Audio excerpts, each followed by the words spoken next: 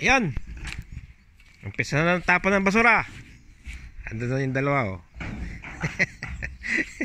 Ang dami ng basura dito oh. Hindi mo nung mga ibang nangupahan dito. Hindi ko lang alam kung mga sino-sino yun. Ang dami ng basura oh. Kailangan ano to eh. Ay, tapon to kasi pag hindi namin napon to, pababayaran sa amin ng may-ari yung ano, yung pagpapalinis nila.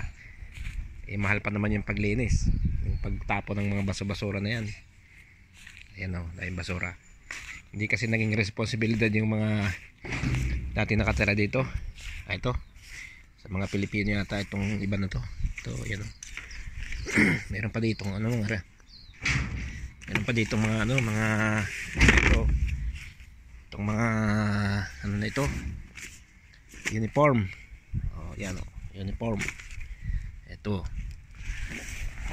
sa mga Pinoy to, yung may kakailayan.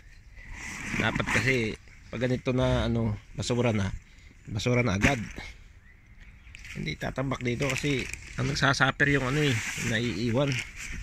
Buti sana kung nagbibigay kayo ng pangmerenda. Hindi naman. Oh, ang dami din. Pati yung ano, bakal mayroon dito. Oh, ayun no, bakal. Yung tawag nito, yung alambre, panali. Oh, siyempre sa Stillman yan. Hindi ko lang alam kung sino yun. Not mention. Eh, siyempre. Ito naman isang to sa mayroong mga ano pa oh, sling gamit sa pag pag lift up. O yan oh.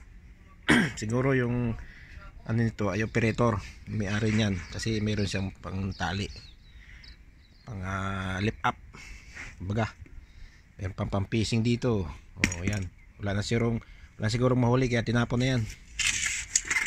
O meron pa dito panghanger, mga kortina, may bag ng laptop. Oh, may engineer sigurong tumira dito. Kaya merong ano ng laptop.